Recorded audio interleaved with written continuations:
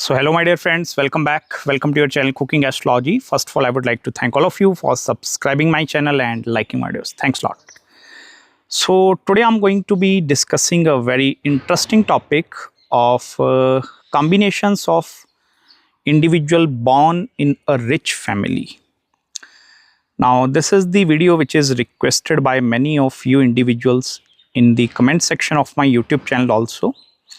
And today in this video, I'm going to be clearing all the concepts here. We will discuss all the combinations which are prominently seen in the astrological charts in order to check whether this person is born in a rich family or not. Now, very first thing I will tell you, you need to specifically pay attention towards your second house, because second house is the house of family, okay? It represents your kutumb actually. Kutumb means the complete family. So if you want to check, okay, what kind of family lineage you are coming in this existence is seen through the second house. Now, whenever I will tell you there are cluster of planets posited in the second house of your astrological chart, this is the first combination of an individual born in a very rich family. And specifically with the more and more benefic planets like Venus, planet Moon, even Jupiter and even Mercury also. And even if cluster of planets forming connection with the Rahu, even the Ketu axis, in your second house. So the conjunctions of the planet in the second house where you need to be paying special attention. This is the first basic combination which you can check. Because I will tell you, second house is also the house which represents the combined wealth of a native. Now, right now we are not discussing whether you are going to be receiving all your family wealth or not. But we are only discussing the combination of, okay, this person is coming from a very rich family. So second house is the assets also, it's the combined wealth. It not only include money, it include the multiple houses, bungalow, mansions, the kind of gold, jewelry, hoarded wealth, the store wealth, okay. So every accumulated wealth is seen through the second house. Now if the child is born with cluster of planets in the second house, it means that family is destined to become rich, or already that family is a very rich family.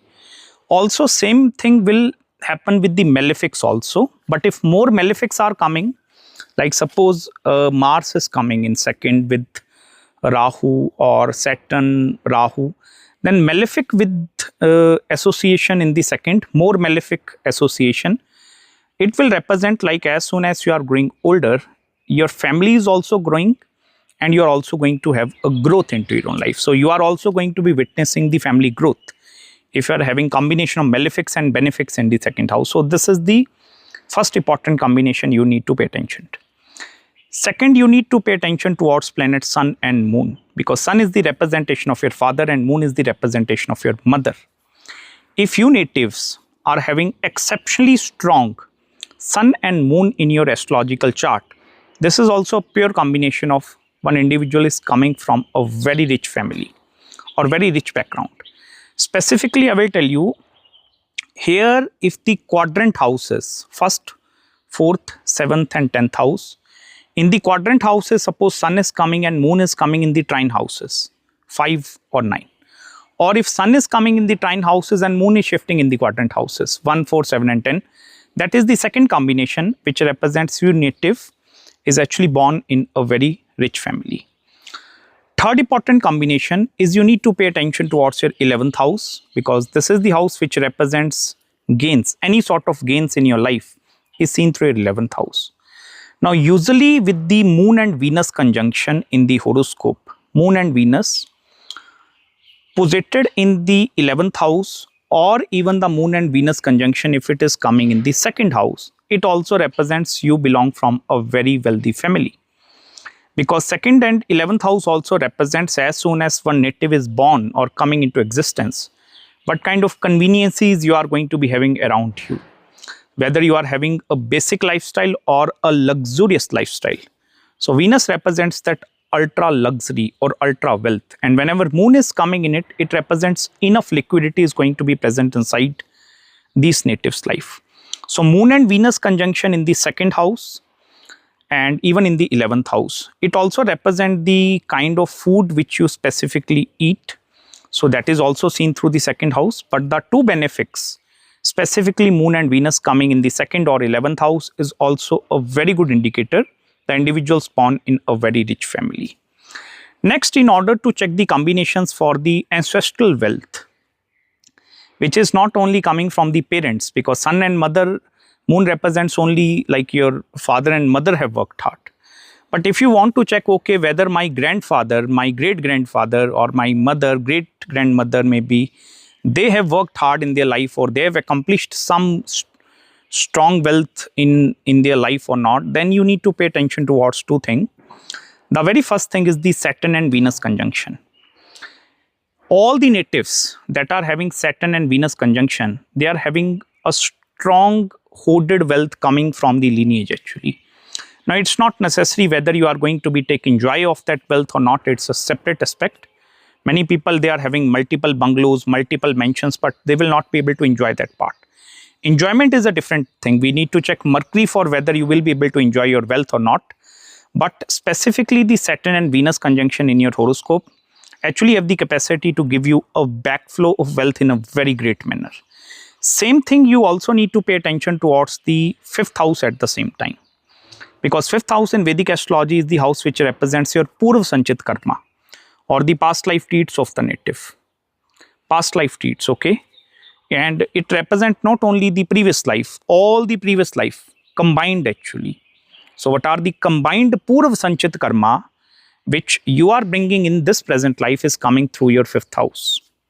And planets posited in the 5th house, if you are going to go through the Mahadasha, Antardasha of the planets that are posited in your 5th house, even the maturity age of the planets in the 5th house or the 5th house lord. Like suppose you are having Mercury and Venus conjunction in your 5th house. So Mercury matured at the age of 32, Venus matured at the age of 25. So these are actually going to be the triggering circumstances where you have the capacity or capability to receive that wealth completely into your own favor. So you need to pay attention towards the 5th house lord at the same time.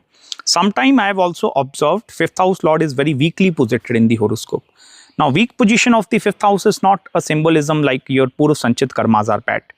Because I will tell you, in order to predict that Purva Punya Bhava, we also need to open your D60 chart at the same time and D12 chart. That is the Dwadash Chakram, D12 and D60 chart. So we need to study the placement of Jupiter and Rahu in these two astrological chart in order to give the confirmation over the 5th house. But I will tell you, if you are having a very strong Purva Sanchit Karma, irrespective all your chart is bad, but your 5th house lord is very strong.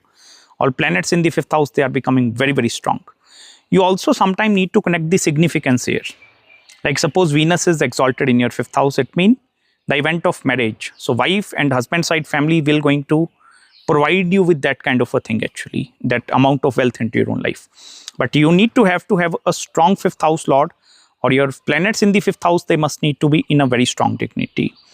Next important combination is if the number of planets are posited in the upper portion of the chart or more actually. Upper portion, you understand, 1st, 2nd, 3rd house, 4th and then 10th, 11th and 12th. This is the upper portion of the Kundali. Now, if your ascendant lord is in the upper portion, your 2nd and 11th house lord is also in the upper portion, 9th house lord is also coming in the upper portion of the Kundali, or the maximum planets are shifting in the upper portion, it also represents person is blessed with great amount of resources. Same thing you can also predict using the ascendant lord, because ascendant is you, that is your physical self. So for example, in the next house to the ascendant, you are having benefics like Jupiter, Moon, Venus. In the next house to the 1st house, suppose your 1st house lord is in the 1st house and in the 2nd house Jupiter is coming. So in the next house, it's a feeding house to the previous house. So it means your ascendant is having some sort of security or some fixed deposit is going to be there in your name.